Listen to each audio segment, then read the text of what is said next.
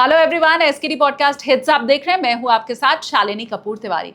Doctor पवन सिन्हा जी, जो कि प्रख्यात ज्योतिषी हैं, एस्ट्रो अंकल के तौर पे आप उन्हें जानते हैं, उनके साथ जो पॉडकास्ट हमने किया था बचे हुए संवत्सर को लेके, उसका पार्ट 1 आप देख चुके हैं। आज पार्ट 2 की बारी है। इसमें आखिर में उन्होंने राशियों के हिसाब से भी आपको ये इंगित करने की कोशिश की है कि आप आगे की रणनीति कैसे बनाएं।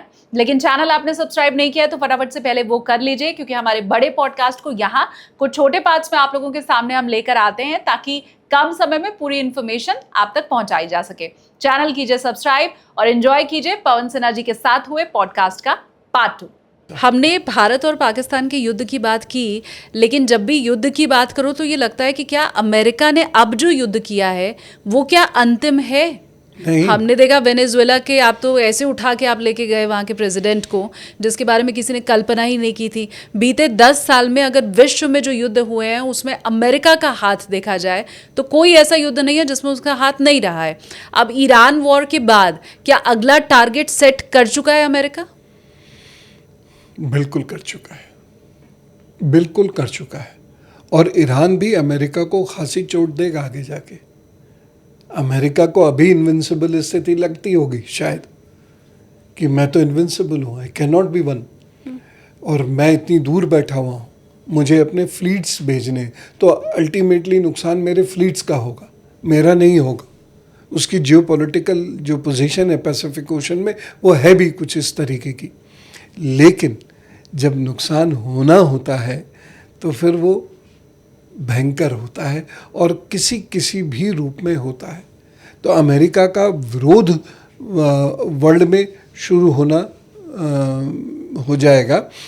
ये आप समझिए, मैं अगर इसको स्पष्ट देख सकूं ट्रंप की कुंडली से, तो ये लगभग जून के आखिरी सप्ताह से, जून 2026 के आखिरी सप्ताह से अमेरिका में ट्रंप का बड़ा विरोध होना शुरू होगा। विरोध तो देखिए अभी भी हो रहा है, लेकिन उतना बड़ा नहीं है। तो ये बड़ा विरोध होना तब शुरू होगा। और उस वक्त में जुपिटर में शुक्र चल रहा है। 21 जून को जुपिटर में शुक्र में शनि आएगा। तो लगभग 21 जून के बाद से आप 2-3 महीने ट्रंप के लिए काफ़ी मुश्किल भरे हैं। 2-3 महीने का मतलब हो गया जून के बाद जुलाई, अगस्त, सितंबर तक।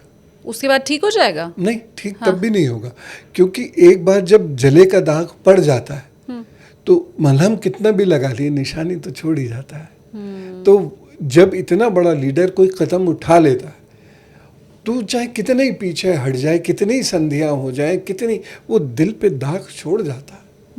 तो वो दाग ईरान क्या महसूस नहीं कर रहा होगा, जो इतनी बड़ी पावर की तरह से उठ के आ रहा था, मुस्लिम वर्ल्ड की एक बड़ी पावर बन रहा था, और डेवलपमेंट और बाकी चीज़ों को देखते हुए वो टर्की के लगभग बराबर आके खड़ा हो चुका था।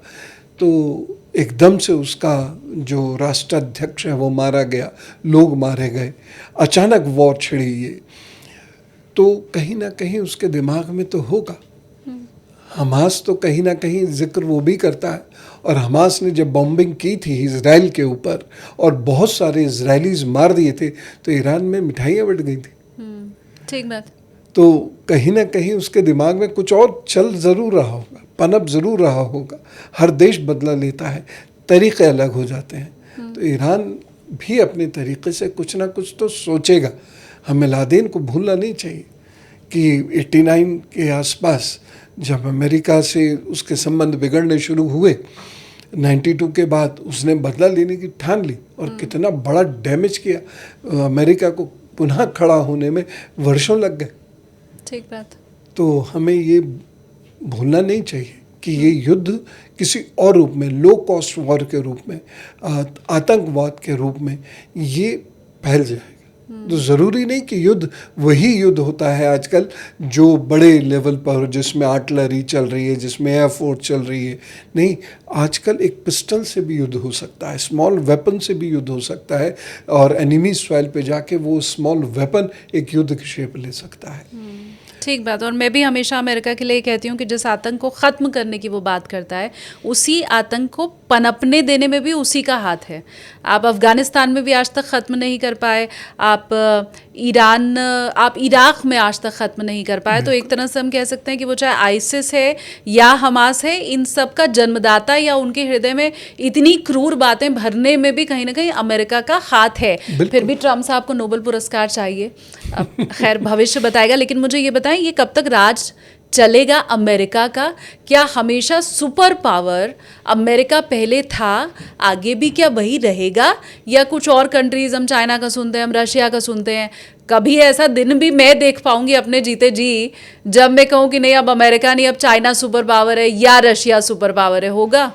देखिए, पहले जो वर्ल्ड था 45 के बाद जो वर्ल्ड बना, तो ये बाइपोलर वर्ल्ड था जिसमें दो पावर्स थी, रशिया और अमेरिका। उसके बाद ये मल्टीपोलर वर्ल्ड बना, चाइना उधर आ गया, यूरोप का अवसान शुरू हुआ, मल्टीपोलर वर्ल्ड हुआ। और अब साउथ एशिया के और देश, जिसमें भारत बहुत तेज़ी से आगे बढ़ेगा, भारत, चीन, रशिया, ये बहुत तेज़ी से आगे बढ़ेंगे। और ये मल्टीपोलर वर्ल्ड जो है, विश्व का जो सदर्न पार्ट है, साउथ एशिया है, इसके सेंट्रिक होगा। तो इसका मतलब क्या है, जितने पोल्स होंगे तो अस्ट्रल पोल्स जो थे, जो ऑलरेडी थे, वो पोल्स की वैल्यू कम होती चली जाएगी। आगे आने वाले 10 सालों में यूएसए की वैल्यू बहुत कम हो जाएगी। और ये भी मैं आपसे कहना चाहूँगा कि जो मैं देख पा रहा हूँ इस वक्त कि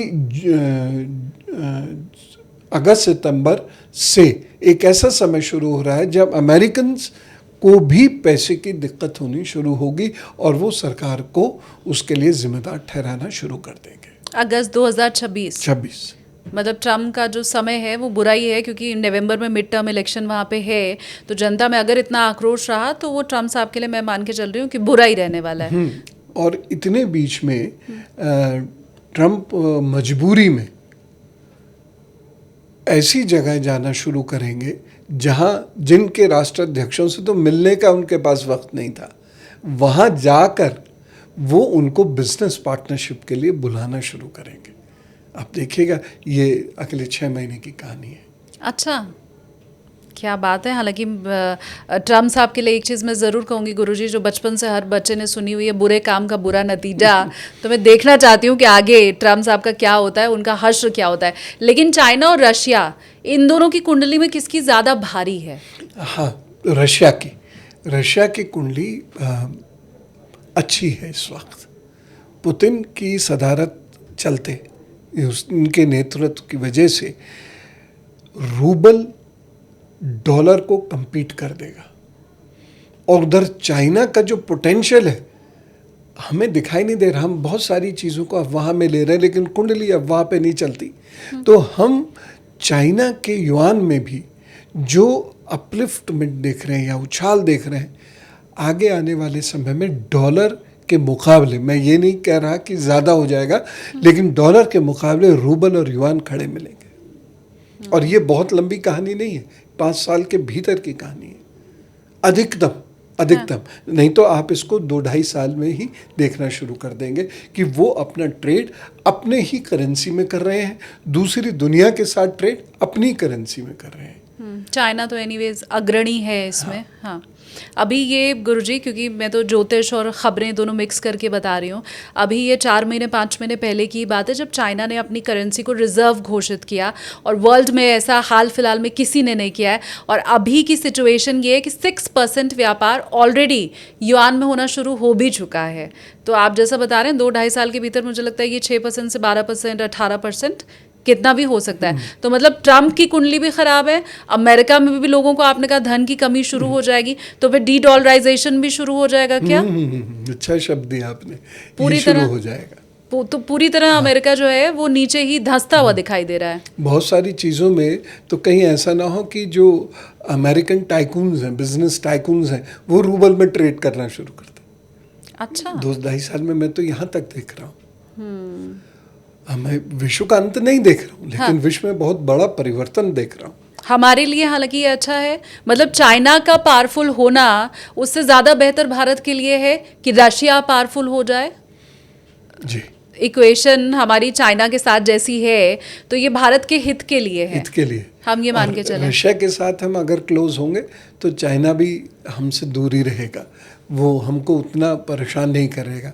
कभी कभी आवाज़ उठाएगा अरुणाचल प्रदेश को लेके, लेकिन वो या फिंगर 5 को लेके, लेकिन वो फिर भी उतना अग्रेसिव नहीं होगा हमारे साथ। एक चीज़ मैं और समझना चाहती हूँ गुरुजी, क्योंकि हम देख रहे हैं कि भारत में आध्यात्म का एक नया चैप्टर इस समय खुला दिखाई दे रहा है। अभी 2-3 दिन पहले मुझे सौभाग्य से विष्णु शंकर जैन जी का पॉडकास्ट करने का मौका मिला, तो उन्होंने ये कहा कि भोजशाला के बाद भी हम रुकने वाले नहीं हैं। अभी बहुत से मंदिर ऐसे हैं जो अपने अस्तित्व की लड़ाई लड़ रहे हैं, और आप ऐसे समझिए अयोध्या के बाद भोजशाला, और उसके बाद बहुत से मंदिर ऐसे हैं जिनकी अभी याचिका लगाई जानी बाकी है, और कानूनी रूप से हम उसे हासिल करने की चेष्टा करेंगे। अब करना नहीं करना तो माननीय कोर्ट के हाथ में है। मैं ये समझना चाहती हूँ कि क्या वो दिन आएगा, या ज्योतिष क्या इस ओर इंगित कर रहा है कि हमारे वो मंदिर जो कालांतर में उनकी छवि भी धूमिल हो गई और आज हम मंदिर के रूप में उन्हें समझते और पूछते भी नहीं है, वो क्या वाकई वापस मिलना शुरू हो जाएंगे? ये बस मील का पहला पत्थर है, अभी आगे बहुत लंबी लड़ाई है, वो दिख रहा है क्या? हाँ, जैसे विष्णु शंकर जी से जब मेरे छोटे भाई जैसे ही हैं तो बात हुई, एक देश के बहुत बड़े मार्गदर्शक नेता हैं, उन्होंने जब कहा कि अब छोड़ो ये सब, तो विष्णु शंकर जी का उस वक्त भी स्टैंड ये थे, नहीं छोड़ूंगा, लड़ेंगे।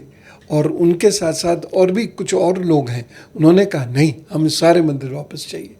तो एक सांस्कृतिक पहल जो शुरू हुई है, जैसे रिवाइवलिज्म ऑफ हिंदुज़म कह सकते हैं, रेनेसां भी बोल सकते हैं, या एक पुनर्जागरण शुरू हुआ है सनातन संस्कृति में, उसमें बहुत सारे लोगों की ये इच्छा है जिसको ऐसे मूर्धन्य विद्वान जो हैं वो रिप्रेजेंट करते हैं, लोगों की इच्छा है। तो ये तो लड़ाई अभी चलेगी, ये कब तक चलेगी ये भी मैं आपको बता रहा हूँ। और देखिएगा लगभग उस समय तक थोड़ा बहुत अंतर हो सकता है, कुछ एक महीनों का प्लस माइनस, तो वो नेचुरल है। लेकिन ये लड़ाई फरवरी 2027 के बाद तेज़ होगी, ठीक है, और उसके बाद फिर हमें कुछ बड़ी चीज़ मिल सकती है, जैसे श्री कृष्ण जन्मभूमि को लेकर जो सोच चल रही है, और इधर जो भोजशाला से जो उत्साह आया है उससे बहुत सारे लोग इधर काम करने लगे हैं। श्री कृष्ण जन्मभूमि में मैं भी अपना जो गिलहरी योगदान है वो दे रहा हूँ। तो मुझे लगता है कि ये इस समय में बहुत तेज़ होगा, और ये जो पूरा है ये अक्टूबर 2031 तक चलेगा, और उसमें बहुत सारे ऐसे मंदिर आएंगे जो माननीय अदालत से हमको मिलेंगे, और हो सकता है कि वहाँ लड़ाई हो ही ना, मतभेद हो ही ना, क्योंकि एक वर्ग ये कह रहा है, मैं भी कहता हूँ इस चीज़ को, और जब भी टीवी डिबेट में मैं पार्टिसिपेट करता हूँ तो मैं कहता हूँ कि अरे भाई कि आपके पुरखे गजनवी थोड़ी हैं, गाजी थोड़ी है, आपके पुरखे तो कहीं ना कहीं हिंदू हैं, तो हम सब भाई लोग ही तो हैं। हमारे जो है संस्कार अलग हैं, पूजा पद्धति अलग है, लेकिन हम मूलतः तो एक ही उससे एक ही परिवार के लोग हैं ना। तो वो लोग आपके परिवार के लोग नहीं हैं, ना उन्हें आपसे कोई मतलब रहा, कभी उन्होंने कोई मतलब रखा, आपको मुस्किन कह देते हैं वो, तो कभी आपसे कोई मतलब नहीं रखा। अहमदिया को तो वो मुसलमान समझने को तैयार नहीं है, ऐसे ऐसे और भी बहुत सारी जातियां हैं। हाँ।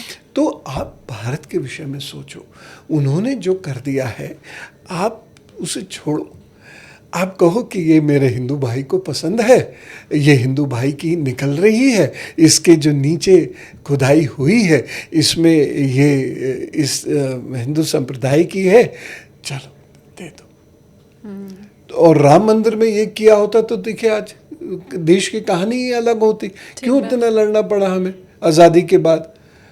और अल्टीमेटली हुआ तो वही, क्योंकि उसी मलबे के नीचे, क्योंकि क्या हुआ, मंदिर जैसे ढहा तो उसी के मलबे का उपयोग किया गया मस्जिद बनाने में। तो हर जगह यही हुआ। तो और सोमनाथ का जो मंदिर टूटा है तो या तोड़ा गया है, तो वो उसके भी ठोस प्रमाण है। तो हो सकता है, देखिए समय का जब समय करवट लेता है ना, जब बृहस्पति का या केतु का सुपरिणाम मिलना शुरू होता है, हालांकि अभी तो अतिचारी है बृहस्पति, तो उतना अच्छा परिणाम नहीं दे पा रहा है, लेकिन जब ये परिणाम देगा तो वो गुड सेंस विल प्रिवेल, और हो सकता है कि वो ही ये सब कहें कि ठीक है आप ले लो इसे और हम इधर मस्जिद बना लेते हैं। भारत एकमात्र ऐसा देश है, क्योंकि आप के चैनल को बहुत बड़ी संख्या में लोग देखते हैं, इसलिए मैं यहाँ पे ये बात कह रहा हूँ। भारत एक ऐसा देश है जो मस्जिद हटाने का भी कंपनसेशन देता है। कोर्ट जबकि कह रही है कि ये मंदिर है और मंदिर बन रहा है वहाँ, लेकिन उसके बाद भी आपकी मस्जिद भी उसी तरीके से उसी तेज के साथ खड़ी हो, ऐसा मुल्क अगर दुनिया में कोई है तो वो भारत है। ठीक बात। भोजशाला में भी हमने देखा हाई कोर्ट की तरफ से कहा गया है कि आप अर्जी दीजिए, गवर्नमेंट उसके ऊपर विचार करेगी और फिर आपको दूसरी जगह मस्जिद बनाने की जगह दी जाएगी। अयोध्या तो में बड़ा दी जा सुंदर, चुकी है। हाँ। और काशी में जैसे ही फैसला आएगा, देखिए वहाँ भी यही होगा। तो हमने किसी को नहीं छोड़ा। हमने तो उस समय के ज्यूज कम्युनिटी को, जब इजराइल पनप रहा है, पूरी तरह बना भी नहीं, उस वक्त जो ज्यूज कम्युनिटी हमारी यहाँ आई, और वो पता है कहाँ आई? सबसे पहले नॉर्थ ईस्ट में आई थी, फिर गुजरात में आई, वो भी आज तक यही है। ठीक बात। उतनी हिफाजत से हैं, उतनी तरीके से हैं, उतने वो फिल्मों में देखिए खूब पैसा लगाते हैं, खूब फिल्में बनती हैं उनके ऊपर, और बाटली वाला आदि आदि आदि आदि करके कितने कैरेक्टर्स हैं, और हमें लगता है हमारी तो कम्युनिटी के लोग हैं। हमने कभी, भारत ही एकमात्र ऐसा देश है जहाँ पर लोग विभिन्न भाषाओं को बोलते हुए भी अपनी भाषा के साथ ज़रूर प्रेम है, भाषा भाषियों के साथ भी बहुत प्रेम है, लेकिन दूसरी भाषा का अनादर नहीं हो रहा है। दूसरी संस्कृतियों को वो हम और वो घुल मिल गए, खाने पीने में भी घुल मिल गए। देखिए छाछ एक ऐसी जगह है कि या छाछ हो जाता है या छाछ हो जाता है, लेकिन सब जगह एक सा। तो एक भारत ही ऐसा कर सकता है। तो मेरे ख्याल से इसका मान सब लोग रखें तो निश्चित रूप से मंदिर भी सब आ जाएंगे, मस्जिदें भी सब रह जाएंगी। ठीक बात। अब में ये जो आधा वर्ष बीत चुका है, ये जो 5 महीने बीत चुके हैं और बचे हुए हैं हमारे पास 7 महीने, इनमें नंबर देने को अगर आपको कहूँ आधा आधा बांटने के लिए कि शुरू का 6 महीना और बाद का 6 महीना, तो कौन सा ज़्यादा बेहतर आपको लग रहा है? मेरे लिए अनुमान लगाना आसान हो जाएगा ना कि अच्छा गुरुजी ने कहा कि शुरू वाले 6 महीने ज़्यादा अच्छे थे, तो मैं समझ पाऊंगी अच्छा जी अभी तो मुश्किल वक्त बचा है आना। तो आप बताएं। अगले संवत्सर तक स्थिति में कोई बहुत विशेष सुधार नहीं होगा, और बल्कि हम कई फ्रंट्स पे जो है हमें युद्धरत होना पड़ेगा। ये मैं रियल फ्रंट्स की बात नहीं कर रहा हूँ, जैसे इकोनॉमी भी एक फ्रंट है, सोसाइटी भी एक फ्रंट है, एजुकेशन भी एक फ्रंट है, तो हमें कई फ्रंट्स पर एक साथ उलझना पड़ेगा। स्थिति बहुत अच्छी नहीं है। इलेक्शंस होंगे, बीजेपी का मुझे जो मैं देख पा रहा हूँ, बीजेपी का परचम फहराएगा।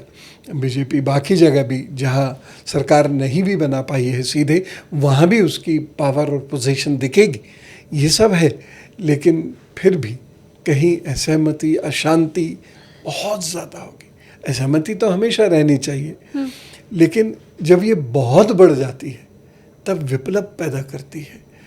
आधा भारत का व्यक्ति दिन भर यही सोचता है और परेशान होता है इससे, जिसको पैसे आदि काया से और कोई प्रॉब्लम नहीं है, वो यही सब देख सोच के परेशान हो रहा है, गुस्सा कर रहा है, अच्छा ये है वो है, क्योंकि सोशल मीडिया पे कोई ऐसी रील देख ली, अब दिन भर उसका गुस्सा कर रहा है, दिन भर उसकी चर्चा कर रहा है। तो इस तरह से जो सेकंड हाफ है वो ध्यान से चलना होगा। और मैं, अगर आप मुझे दें अनुमति, तो 1 मिनट के भीतर मैं कुछ राशियों को भी इंडिकेट करना चाहूँगा। इसमें मिथुन राशि को, कन्या राशि को, वृश्चिक राशि को, मीन राशि को, विशेष रूप से संभल के चलना होगा। ऐसा नहीं कि बहुत बुरा है, लेकिन संभल के चलना है। खर्च करें, संभल के करें, स्वास्थ्य का विशेष ध्यान रखें। और इस राशि की जो स्त्रियां हैं जो फैमिली प्लानिंग कर रही हैं, वो अच्छा खान पान खाएं। जो जिस प्रभु को अपना इष्ट मानते हैं बस उनका ध्यान साधना करें। बहुत प्रपंच में उलझे बिना अपना चेयर पर बैठ गई और ध्यान चले गए, या जप कर रहे हैं, जप करते रहिए। तो इस तरह से हम अपने आप को सुरक्षित रख सकते हैं। इसमें कोई बहुत परेशानी की बात तो नहीं है, लेकिन हाँ, इन राशियों को थोड़ी सी दिक्कत उठानी पड़ेगी।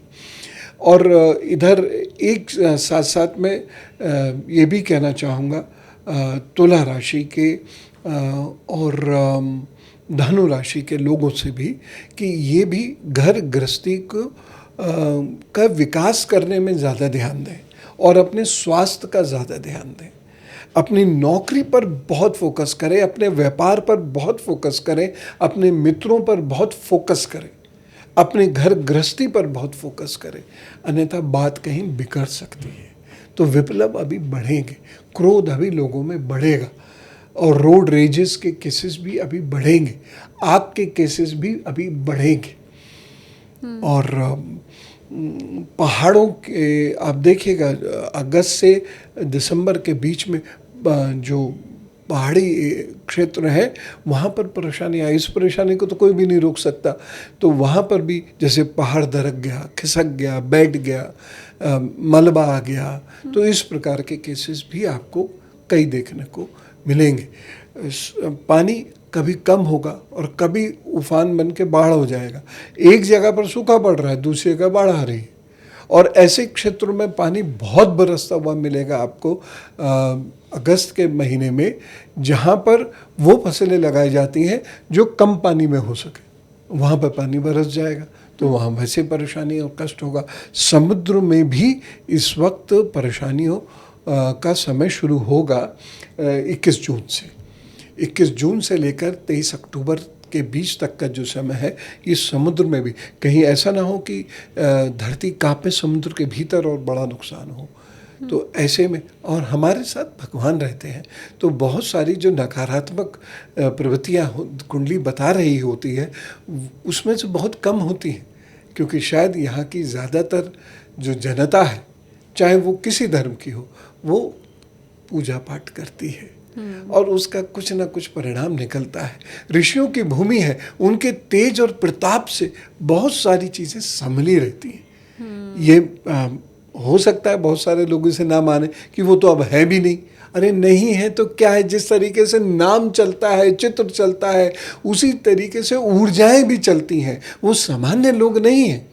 जो ऋषि हैं, आज भी ऋषि हैं, ऐसा नहीं है, तो उनकी ऊर्जाओं से बहुत सारे कार्य बन जाते हैं। तो उतना नुकसान नहीं होता जितना ये वृषभ लगन की कुंडली बता रही होती है। लेकिन फिर भी ये जो कंपन है, धरती कांपना, यानी हम इसको रिक्टर स्केल पर अगर देखेंगे तो ये भूकंप हमको कम से कम 5-6 बड़े भूकंप हमको दिखाई देंगे इसमें। इसलिए सरकारी लोगों से भी निवेदन है कि कम से कम उन जोन्स में जो सिस्मिक जोन्स हैं, जो बहुत कमज़ोर जोन्स हैं, जहाँ भूकंप बढ़ सकता है, जैसे फॉल्ट लाइन्स हैं, यहाँ पर बड़ी ऊंची बिल्डिंग्स बनाने की अनुमति ना दें। ये मेरी सलाह है। हाँ। और चूँकि प्लेटफॉर्म मुझे मिला आपका, तो मैं इसलिए कह बैठा। नहीं तो कभी दिक्कत हुई तो यहाँ पर बड़ी परेशानी हो जाएगी। और क्योंकि आपका जितनी भी भविष्यवाणियाँ मैंने देखी हैं उनमें ज़्यादातर सही होती हैं, तो ये मेरा मानना है कि आपकी जो सलाह है उस पर गौर भी करना चाहिए। अगर वहाँ तक ये बात पहुँच रही है, जो जिम्मेदार अधिकारी बैठे हैं, तो उनको ज़रूर इसके ऊपर गौर करना चाहिए। अब लेकिन दिक्कत ये है गुरुजी कि आपने 6 राशियों का नाम ले लिया और 6 राशियों का नाम नहीं लिया। अब उसमें एक राशि मेरी भी है जिसका नाम आपने नहीं लिया, तो इन्हें तो पता चल गया मिथुन, कन्या, वृश्चिक और मीन वालों को कि संभल के रहना है। तुला और धनु का भी जिक्र आपने कर दिया, पर बाकी 6 का भी तो बताना पड़ेगा। मेष के लिए ठीक समय है। हाँ। वृषभ के लिए मेहनत का समय है, मेहनत भी बहुत करनी पड़ेगी, कुछ शारीरिक समस्याएं भी आएंगी, लेकिन ये ग्रो करेंगे। वृषभ के लोग ग्रो करेंगे। ये लोग प्रॉपर्टी में भी ग्रो करेंगे, सर्विसेज या बिजनेस में भी ग्रो करेंगे। तो ये लोग ग्रो करते हुए दिखाई दे रहे हैं। कर्क के लोग अप डाउन तो चलता रहेगा, लेकिन फिर भी एक ग्रोथ होगी।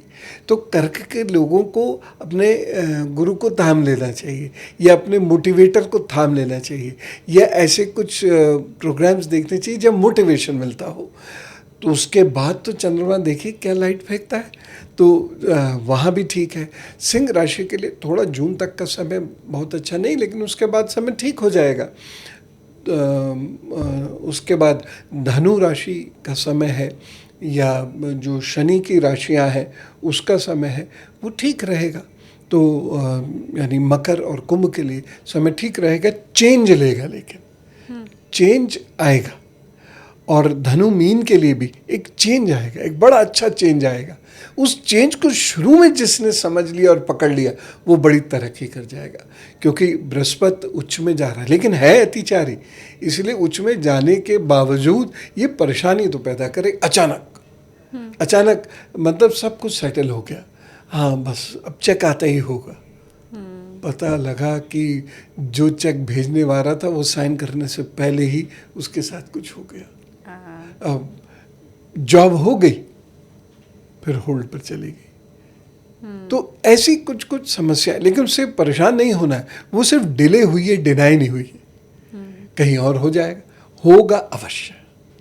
तो इसलिए कोई चिंता की बात नहीं। अगर मान लीजिए कोई एक घर है जिसमें 4 लोग हैं, तो 2 मिथुन और कन्या वाले हैं, 2 मान लीजिए धनु और मकर वाले हैं, तो कुल मिला के वो घर बैलेंस होके चलता रहेगा बढ़िया से। ठीक है। इसलिए मेरे पिताजी कहते थे कि बहुत से घरों में ये फैशन है कि सब बच्चों का नाम एक ही अक्षर से शुरू करना वो करते हैं। क नाम वाले ही घर में सारे बच्चे, वो कहते हैं नहीं रखना चाहिए, 7:30 आएगी तो सब पे एक साथ आ जाएगी। कोई तो संभालने वाला होना चाहिए, तो नाम हमेशा अलग अलग अक्षरों से रखें। वैसी बात आपने भी बताई। अब आपकी अनुमति से 2 आखिरी सवाल मैं और आपसे लूंगी। पहला जॉब के साथ शुरू करती हूँ, क्योंकि हम इधर बीच देख रहे हैं बहुत ले ऑफ हो रहे हैं, बड़ी कंपनीज में ले ऑफ हो रहे हैं, और ये वो समय है जब खतरा हर कोई जता रहा है कि एआई के आने के बाद तो नौकरियां और ज़्यादा जाना शुरू होंगी। तो क्या वाकई एआई इतना प्रभावकारी हो जाएगा कि अच्छों की छुट्टी हो जाए, जिन्होंने एआई बनाया था उन्हीं की नौकरी पर संकट आ जाए? ये बात तो देखिए ठीक है। बहुत सारे लोग ये कहते हैं भाई कंप्यूटर्स के साथ भी यही डर था, लेकिन कंप्यूटर ने नौकरी नहीं छीनी। कंप्यूटर और एआई में बहुत फ़र्क है। कंप्यूटर ह्यूमन कमांड से चलता है, एआई ह्यूमन कमांड से भी बहुत आगे से चलता है। दूसरा चीज़, कंप्यूटर का जो स्कोप है वो बहुत लिमिटेड है, एआई का स्कोप बहुत बड़ा है। एआई से हम मशीनों को जोड़ सकते हैं, इस प्रकार से जोड़ सकते हैं कि जहाँ 10 लोग काम कर रहे हैं वहाँ एक बहुत है। ऑटोमेशन हो जाएगा सिस्टम का। तो भारत जैसे देश में रोजगार की कमी होगी। अब सारे ही लोग एआई सीख लें, ये तो संभव नहीं है। अब देखिए लॉयर्स की फील्ड में एआई घुसने लगा, एकेडमिक्स में एआई घुसने लगा। अरे लोग तो एस्ट्रोलॉजी की फील्ड में एआई को ले आए, जो संभव ही नहीं है। मेडिकल में एआई को ले आ रहे हैं, जो संभव ही नहीं है। एंकर एआई वाले अब हो गए हैं। हाँ, एंकर हो, जो संभव ही नहीं है, क्योंकि वो बात एकदम से चेंज करना, वो मूड एकदम से चेंज करना, वो सब कैसे हो सकता है? तो जहाँ प्रेडिक्टेबिलिटी चाहिए मेडिकल और एस्ट्रोलॉजी जैसे प्रोफेशन में, वहाँ एआई कैसे कामयाब होगा? लेकिन फैशन के तहत सब जगह एआई चला आ रहा है। तो इन सब चीज़ों से जहाँ तक इन्फॉर्मेशन दे रहा है एआई, ठीक है, ये नौकरी नहीं छीनेगा, लेकिन जब वो मशीन में उतर जाएगा तो नौकरी छीन लेगा। क्योंकि स्कूल को लगेगा मुझे 10 टीचर्स की क्या ज़रूरत है, मैं 2 से काम चला लूँगा। यूनिवर्सिटी को लगेगा कि हम एक स्मार्ट बोर्ड लगा देंगे, फिर टीचर की ज़रूरत ख़त्म हो गई। तो ऐसे धीरे धीरे बहुत सारे लोग ये सोचेंगे अच्छा है ना, अर्थव्यवस्था पर संकट टलेगा, इससे पैसा बचेगा, लेकिन देश का सुख, जो सबसे ऊपर है, लोकतांत्रिक देश में तो सबसे ऊंची चीज़ है लोक का हित। अगर वो सफ़र कर गया तो फिर बड़ी मुश्किल हो जाएगी। और सरकार के पास भी कुछ ऐसी कंट्रोलिंग पावर्स होती हैं जहां वो प्राइवेट ऑर्गेनाइजेशन से भी पूछ सकती है कि इतने बड़े स्केल पे ले ऑफ कैसे, एक दिन में आप हज़ारों लोग को कैसे निकाल सकते हैं। सुबह 6 बजे मेल आ रहा कि आज से आप ले ऑफ हो गए, तो ऐसा कैसे कर सकते हैं। तो ये चीज़ें तो है, कोई गलती है तो ठीक है, समझ में आता है। बहुत सारे लोग जानबूझ के बहुत बड़ी बड़ी गलती करते हैं, अकाउंट्स में अलग है, या कोई आपके जो सेल्स एंड मार्केटिंग के लोग हैं वो सेल्स नहीं ला पा रहे, वो सब एक अलग चीज़ है। लेकिन एकदम सारे लोग बुरे हो गए, क्या सारे लोग वीआरएस के लिए अब जाओ, ये जो चीज़ें हैं ये गवर्नमेंट को रोकनी चाहिए। नहीं तो ये बड़ी समस्या जो हम अभी देख रहे हैं ना, सोशल अपहीवल्स, वो यहाँ पर दिखाई दे जाएंगे। अब अंतिम सवाल राजनीति से जुड़ा हुआ है, क्योंकि थोड़ी देर पहले आप ही ने कहा कि बीजेपी की कुंडली आपको थोड़ी मजबूत दिखाई दे रही है, और आपकी अनुमति अगर हो ये सवाल मैं तब आपसे ले रही हूँ कि बंगाल इलेक्शन के पहले भी आपने ये बताया था कि ममता बनर्जी की कुंडली उनका साथ देती हुई नहीं दिखाई दे रही है, और वो रिजल्ट के बाद हमने देखा भी, जबकि कुछ वक्त पहले तक ये सोचना भी लगभग असंभव था कि बंगाल में बीजेपी जीतेगी। अब क्योंकि 2027 में चुनाव है, अभी उत्तर प्रदेश में भी बीजेपी है, उत्तराखंड में भी बीजेपी है, पर पंजाब में बीजेपी नहीं है, और पंजाब में भी इलेक्शन है 2027 में एक साथ। तो क्या पश्चिम बंगाल में कमल खिला, पंजाब में खिल पाएगा, या उनकी स्थिति बेहतर हो पाएगी? देखिए, पंजाब की स्थिति में मैं ये स्पष्ट रूप से कह सकता हूँ, जो मेरी सोच आ रही है कि पंजाब में यदि जो ऑपोजिशन है, बीजेपी का जो ऑपोजिशन है, वो अगर एकजुट हो गया तो बीजेपी पे अच्छी सीट्स होते हुए भी बीजेपी को शांत बैठना पड़ेगा। पंजाब में ऐसी संभावनाएं बहुत दिख रही हैं कि थोड़ी बहुत ऊंची नीची ही लड़ाई होगी, लेकिन बीजेपी की पावर पंजाब में बढ़ रही है, ये मुझे लगता है पंजाब में बढ़ रही है। कश्मीर में अभी स्थिति बहुत सुधारने में नहीं आएगी, लेकिन दूसरे जो पहाड़ी क्षेत्र हैं जैसे हिमाचल है, वहाँ पर स्थिति बेहतर होगी। राजस्थान में हम धीरे धीरे पश्चिम की तरफ आ रहे हैं, तो राजस्थान में बीजेपी को थोड़ा सा ध्यान ज़्यादा देना होगा, नहीं तो वहाँ स्थिति कमज़ोर पड़ जाएगी। और उसके बाद गुजरात ठीक है, लेकिन कर्नाटक से और बाकी साउथ, ये 5-7 साल इस पर बहुत ध्यान देना होगा, अन्यथा वहाँ की स्थिति कमज़ोर पड़ जाएगी। यूपी उत्तराखंड में रिपीट होती दिखाई दे रही है बीजेपी? यूपी में तो मुझे लग रहा है रिपीट हो जाएगी। उत्तराखंड में थोड़ा सा डाउट है, हाँ। लेकिन चूंकि उत्तराखंड के इलेक्शंस के समय में कुछ जो प्रत्यंतर दशाएं हैं वो मजबूत होंगी, तो इसलिए बीजेपी अपनी स्थिति को बनाए रखेगी। और सबसे बड़ी बात क्या है, हम ये ना देखकर कि बीजेपी की स्थिति क्या है, हम ये देखें कि ऑपोजिशन पार्टीज की स्थिति क्या है, वो काफ़ी डाउन है। ठीक बात है। लेकिन फिर भी मैं इतना कह रहा हूँ, सोया हाथी भी बड़े काम का होता है तो वो आज सोया हुआ है, हाँ। लेकिन उसको कुछ लोग जगा भी सकते हैं, इसलिए बीजेपी को सावधान तो उत्तराखंड में अब रहना होगा, क्योंकि अचानक स्थिति में परिवर्तन आएगा तो कुछ सीटों पर तो कॉम्प्रोमाइज़ हो ही जाएगा। मुझे लग रहा है कि कुछ सीटें हाथ से जा सकती हैं, लेकिन फिर भी उत्तराखंड में फिलहाल तो बीजेपी की पावर ही स्ट्रांग है। और उत्तर प्रदेश को लेके तो आप कॉन्फिडेंट हैं ही, वहाँ बीजेपी रिपीट हो रही है, हाँ। और योगी आदित्यनाथ दोबारा बन सकते हैं मुख्यमंत्री उत्तर प्रदेश के। जी, लेकिन उत्तर प्रदेश में एक बड़ा चेंज मुझे होता हुआ दिखाई दे रहा है प्रशासनिक व्यवस्था में।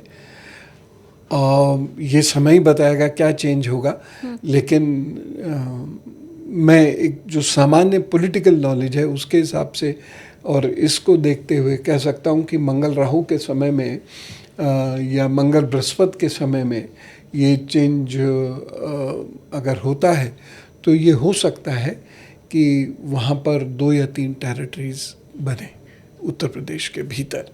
लेकिन उत्तर प्रदेश में योगी जी का जो पावर है वो फिर से हमें दिखेगी। और उत्तर प्रदेश में कठिनाई होगी ये तो मैं कह रहा हूँ, लेकिन फिर भी बीजेपी की पावर ज़्यादा रहेगी सपा के मुकाबले।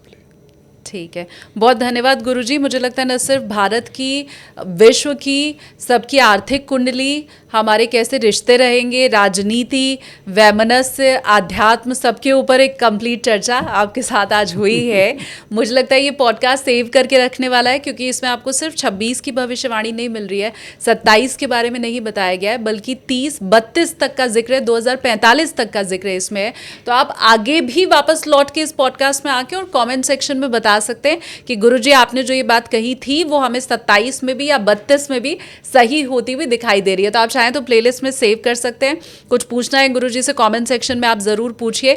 कैसे भी सवाल गुरुजी से पूछो उसका जवाब मिल ही जाता है। आपने चाहे जिस ढंग से पूछा हो उधर से तो हमेशा बहुत शांत भाव से ही जवाब मिलता है। तो धन्यवाद उसके लिए गुरुजी। और वादा, क्योंकि मुझे लगता है कैमरे पे ही मैं ले लूँ तो हमेशा मेरे लिए अच्छा रहता है कि मैं जब भी आपसे समय लूंगी और ऐसी चर्चा हम कर पाएंगे तो आप दोबारा ज़रूर आएंगे। बिल्कुल मैं उपस्थित अवश्य होऊंगा। आपके साथ पॉडकास्ट करके बहुत आनंद भी आता है। बस चलते चलते एक लाइन में मैं ये कहना चाहूँगा कि क्रोध पर सभी लोग नियंत्रण रखें, क्योंकि दशाएं इस वक्त सही नहीं है भारत की। तो क्रोध की वजह से घर गृहस्थी से लेकर और देश तक समस्याएं हो जाएंगी। तो क्रोध पर एक तो बहुत ज़्यादा नियंत्रण रखें और पैसा सोच समझ कर खर्च करें, लुटाएं ना पैसे को। और हम सब इसके ऊपर गौर भी करेंगे। मैं गुस्से पर नियंत्रण रखने के साथ शुरुआत कर रही हूँ। अगर आप भी कर रहे हैं तो मुझे कमेंट सेक्शन में आप ज़रूर बताइए। धन्यवाद गुरुजी। बहुत आभार। उम्मीद करती हूँ पवन सिन्हा गुरुजी के साथ जो मेरी बातचीत हुई है, न सिर्फ वो आपने ध्यान से सुना है, न सिर्फ गौर से समझा है, बल्कि उसके ऊपर आचरण आप ज़रूर करेंगे। गुस्सा कम करिए, ये उनकी तरफ से कहा गया है। रुपए पैसे को सोच समझ के खर्च करिए, ये भी उन्होंने कहा है। तो इन सारी बातों को सुनते समझते हुए उम्मीद मैं कर रही हूँ कि मेरे इस चैनल को आपने सब्सक्राइब भी ज़रूर कर लिया होगा। कुछ कहना हो कमेंट सेक्शन में कहिएगा, आपकी बातों का इंतज़ार रहेगा।